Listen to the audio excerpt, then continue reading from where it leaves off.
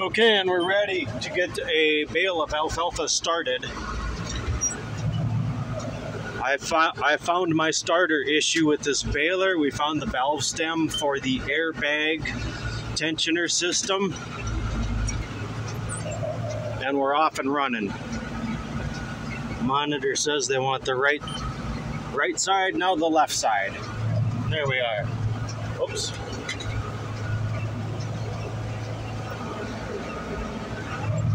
See them belts swung way over to the left there? I was really screwed up. I just about lost it. So keep an eye on your baler. Some of these old monitors, they don't really know exactly what they're talking about. Now we're back on monitors calling for left. You can see my left belt against the side, the end belt there.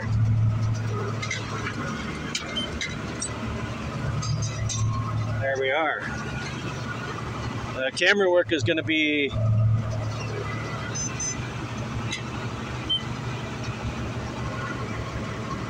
very difficult to follow along with there. Okay, I'll hold right there on the pickup. You can see how that's snaking in there nice.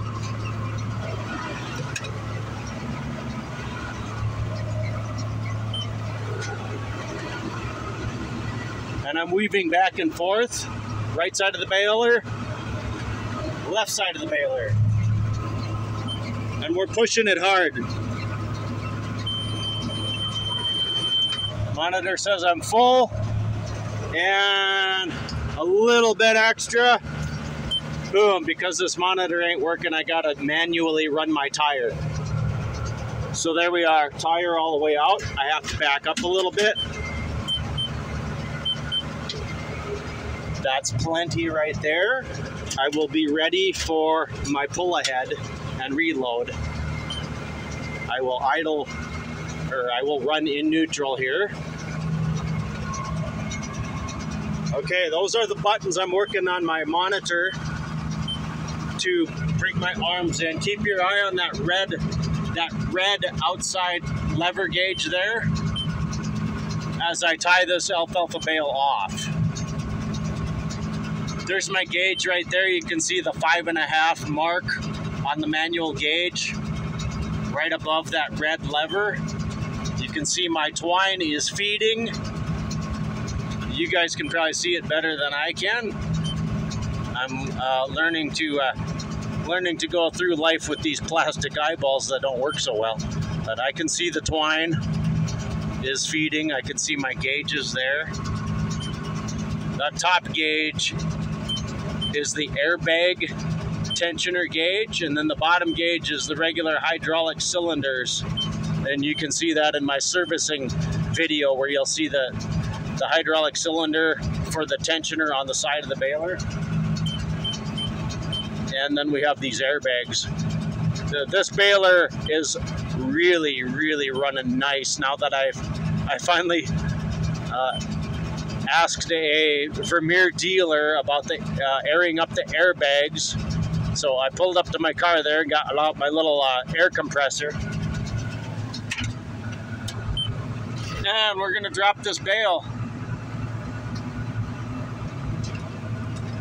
And pull ahead.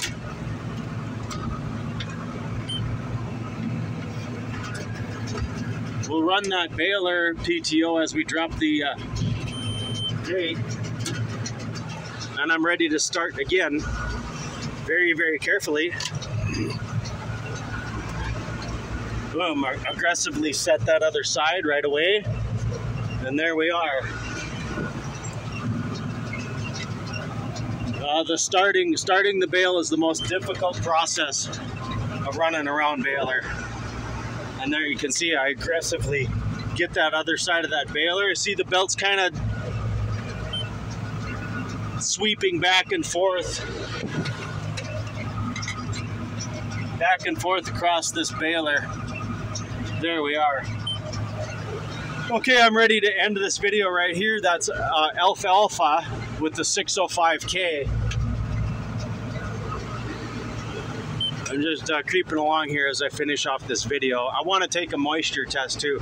Moisture is really hanging in there. I don't like bumping that 20 mark on the moisture. I want to see 16, 17, maybe an 18. I want to be spiking at maybe 19. I'm spiking at 20. I don't want to be doing that. We're going to keep an eye on that moisture big time.